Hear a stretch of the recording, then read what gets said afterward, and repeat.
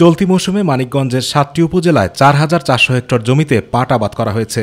এর মধ্যে সরকারি প্রণোদনার মাধ্যমে ১৪,২২০ জন পাট চাষি ২,০০০ হেক্টর জমিতে উন্নত জাতের তোষা পাট আবাদ করেছেন।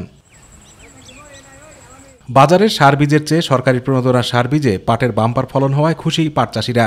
একই সাথে সাধারণ পাট গাছের চেয়ে সরকারি বীজের পাটের গাছ উচ্চতায় প্রায় দ্বিগুণ হওয়ায় চাষিদের মুখে ফুটেছে আনন্দের হাসি।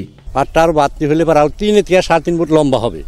লম্বা হলে কোষ্ঠটা আরো বাড়তি হবে, মোটা হবে। ফলন তো ভালোই হয়েছে, তারপর আর একটু ভালো হলে আমি আগামীতে ইনশাল্লাহ পাট চাষ করব। এছাড়া সময় মতো উন্নত জাতের পাট আবাদ সম্পর্কে প্রশিক্ষণ ও মাঠ দিবসের মাধ্যমে পাট চাষে উদ্বুদ্ধ করা হচ্ছে চাষিদের। এতে করে দিন দিন পাট চাষে আগ্রহ বাড়ছে।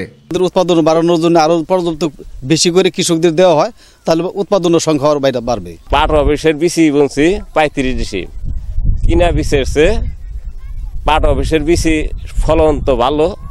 যদি সামনেবার আরো আমাকে বেশি পাট অফিসে বিসি সার দেয়, তাহলে আমরা আরো বেশি করে বুনব। হারিয়ে যাওয়া পাট শিল্পের অতীত ফিরিয়ে আনতে সরকারের বাস্তবমুখী নানা ধরনের পদক্ষেপের কথা তুলে ধরেছেন এই কর্মকর্তা।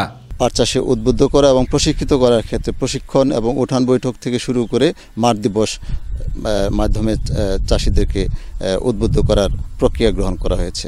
সরকারের সার্বিক সহযোগিতা এবং পাট চাষিদের অক্লান্ত প্রচেষ্টায় ফিরে আসবে হারিয়ে যাওয়া পাট শিল্পের ঐতিহ্য, এমনটাই প্রত্যাশা সংশ্লিষ্টদের। আতিকুর রহমান তিতাস, মাই টিভি।